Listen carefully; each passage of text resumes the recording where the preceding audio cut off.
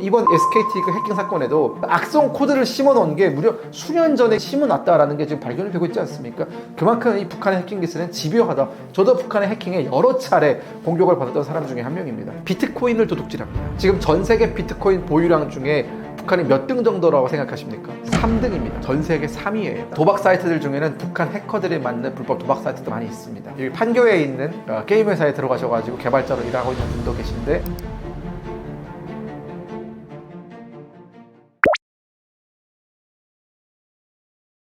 그렇습니다. 북한의 해킹 기술은 전 세계 탑급이라고 봐도 무방합니다. 이유가 있죠. 북한은 해커들을 매우 어렸을 때부터 양성을 합니다. 북한에는 해킹을 전문적으로 가르치는 중등교육과정부터 있습니다. 이른바 금성 제1고등중학교라고 불리는 학교가 있고, 그리고 평양 제1고등중학교라는 학교가 있습니다. 이 두 학교는 이과 천재들을 키워내는 학교인데, 이 학교에 들어가면 컴퓨터반이라는 게 있어요. 이 컴퓨터반이라는 건 결국은 이 해킹 기술을 가르치는 반입니다. 중학교 1학년, 즉 13살, 14살 때부터 해킹을 가르치기 시작해서 대학교 전 과정에서 해킹을 가르치고, 더 넘어서서 유학을 보내서까지도 해킹을 배웁니다. 그러면 10년이 넘는 과정 동안 해킹만 배웁니다. 그럼 얼마나 양질의 인재가 곳곳에서 쏟아지겠습니까? 그렇기 때문에 북한은 컴퓨터 IT 관련 기술에서 해킹은 정말 전 세계가 따라잡기 힘들 정도의 기술을 보유하고 있습니다. 그런데 웃긴 게 뭔지 아세요? 그렇다고 해서 북한의 IT 기술이 발전을 했느냐? 그건 아닙니다. 그들은 해킹에만 특화된 존재들이에요. 그래서 해킹에만 특화되어 있기 때문에 오히려 우리가 해킹을 들어가잖아요. 북한 여러 가지 인터넷망이나 이런데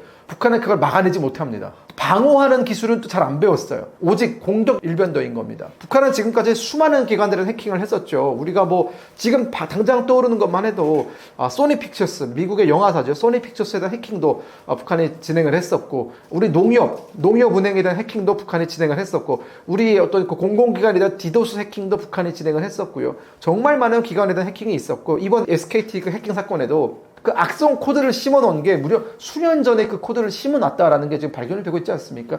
그만큼 이 북한의 해킹 기술은 집요하다. 저도 북한의 해킹에 여러 차례 공격을 받았던 사람 중에 한 명입니다. 핸드폰을 몇 번 바꿨는데요, 제가. 최근에 북한의 해킹이 국제적인 문제가 되는 것이, 북한은 해킹을 통해서 도둑질을 한다라는 겁니다. 그 도둑질을 어떤 걸 하냐? 비트코인을 도둑질합니다. 지금 전 세계 비트코인 보유량 중에 북한이 몇 등 정도라고 생각하십니까? 3등입니다. 3등. 전 세계 3위예요. 그 정도 규모의 비트코인을 북한은 탈취했습니다. 그러나 여기서 문제는, 탈취한 비트코인을 그러면 북한이 다 실사용할 수 있는 것이냐? 또 그건 아니죠. 비트코인을 우리가 현금화해서 실사용하기 위해서는 코인 거래소에서 우리가 거래를 해야 되는데, 탈취당한 코인에는 그런 마킹이 붙습니다. 탈취당한 코인이라는 그런 라벨이 붙기 때문에 북한이 그것을 현금화하기 위해서는 매우 싼 가격에 불법 거래소에서 거래를 할 수밖에 없습니다. 그럼에도 불구하고 이 북한이 현재 외화를 조달하는 데 있어서 불법적으로 탈취한 그 비트코인이 상당히 큰 역할을 차지하고 있다는 것이 대부분의 대북 전문가들의 분석입니다.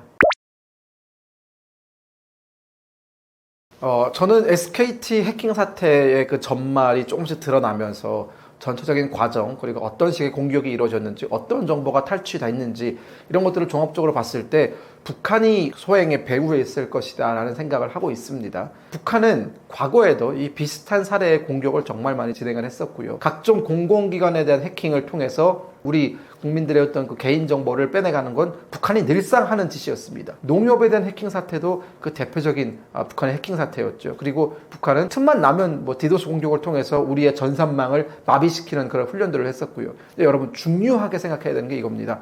SKT는 우리 국민의 절반 가까이 1,400만 명 정도의 가입자가 있는 통신사고, 만약 그 통신사에 대한 이번 해킹이 단지 그 가입자 정보를 빼내는 수준에서 그치는 것이 아니라 SKT 통신 자체를 마비시키는 공격이 들어왔다면 우리나라는 대규모 혼란이 있었을 겁니다. 즉, 북한이, 제가 앞서 말씀드린 것처럼 북한이 만약 전쟁을 했을 때 그들이 동원할 수 있는 주요 수단 중에 하나가 우리나라의 전산망을 마비시키고 인터넷망, 즉 EMP탄이라고 하죠.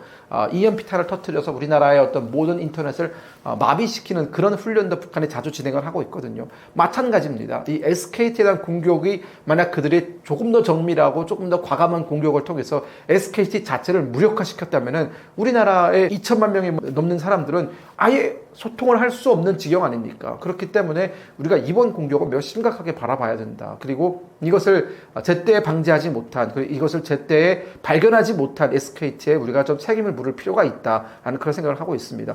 SKT는 북한은 물론 사기업이고 통신기업이지만 정말 많은 사람들의 어떤 소통을 책임지고 있고 국가의 어떤 통신을 책임지고 있는 그런 중요한 기업이기 때문에 이 보안에 대해서는 보다 각별한 관심을 기울일 필요가 있고, 이번 사태를 계기로 뭐 LG U+든 또 KT든 이런 좀 보안을 좀 강화시킬 필요가 있다라는 생각이 듭니다. 그 굉장히 좋은 사례가 하나 있어요. 이스라엘이요, 그 헤즈볼라의 고위급 간부들을 한 번 일거에 제거했던 사건이 있거든요. 뭘 얼마 안 됐습니다. 몇 개월 전 일인데 어떻게 했냐면 헤즈볼라들은 통신기계를 사용할 때 이스라엘에 도청이 된다는 걸 알기 때문에 삐삐를 사용했었거든요. 그 옛날 수법 삐삐는 해킹이 어렵습니다. 그 삐삐를 통해서 연락을 했었는데 이스라엘은 해킹이 어렵다는 그 삐삐에 소형 폭탄을 심었습니다. 그 소형 폭탄을 심어서 동시에 신호를 보냈거든요. 그러니까 그 삐삐를 사용하는 헤즈볼라 간부들한테 동시에 신호를 보내서 그들이 삐삐를 확인하게 만들었습니다. 그들이 삐삐를 확인하는 순간 그 삐삐가 터졌어요. 그래서 지금 헤즈볼라의 고위급 간부들은 다 죽었습니다. 이게 실제 있었던 일이에요.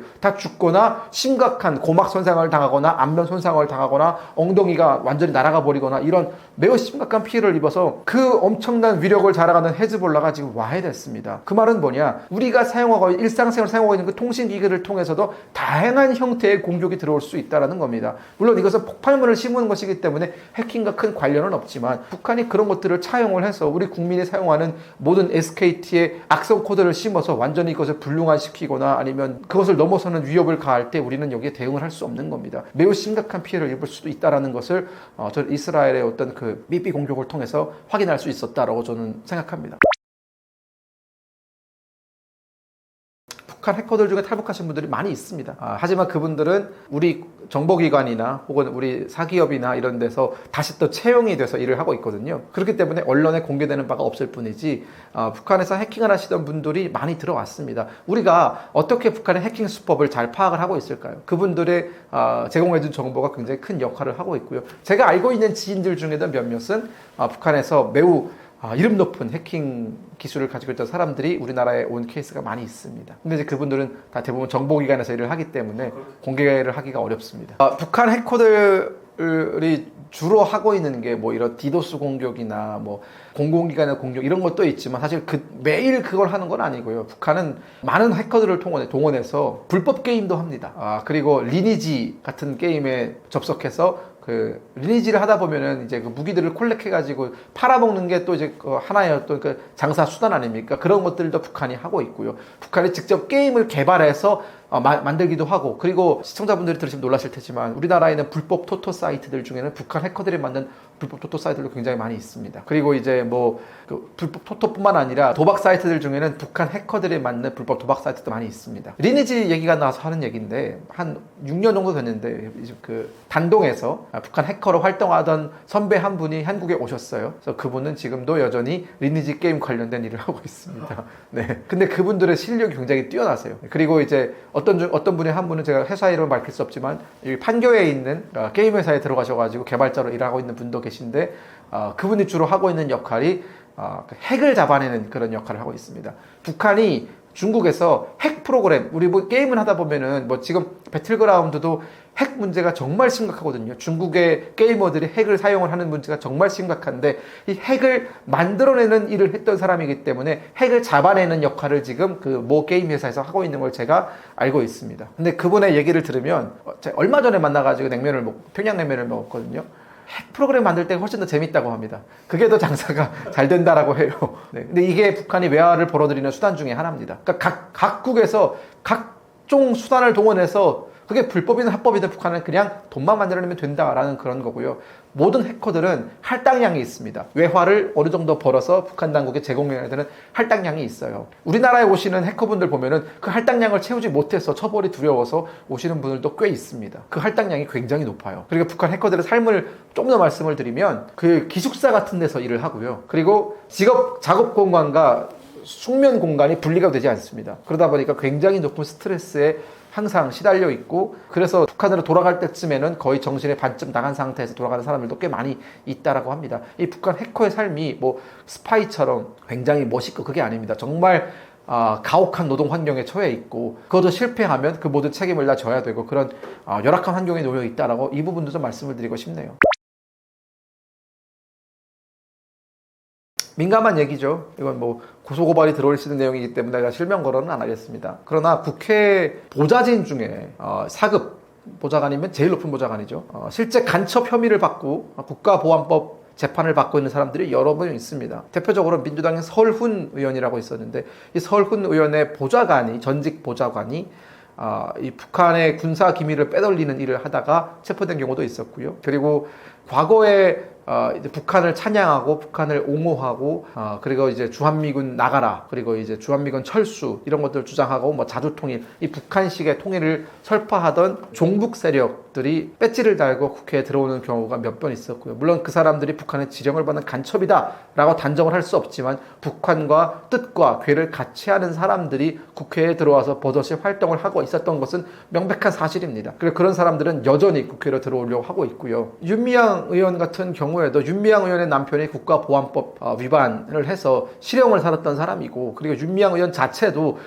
일본에 갔을 때 조총련이라고 제1본 조선인 총연합회라는 게 있습니다. 일본에도 그 북한 국적의 사람들이 살고 있는데 오직 북한 정권에 그 충성 맹세를 한 사람들이 살고 있는데 그 사람들이 하는 행사에 가서 이제 참석을 하기도 하는 그런 의원들이 우리나라에 여러 명 있었거든요. 저는 그렇기 때문에 북한의 간첩은 어디에나 있을 수 있다라는 생각을 가지고 있고 물론 뭐 윤미향 의원의 간첩이다라고 우리가 말씀은 드릴 수 없지만 행적을 봤을 때에는 의심스러운 부분이 여러 가지 있다라고는 우리가 유추할 수 있는 것이죠.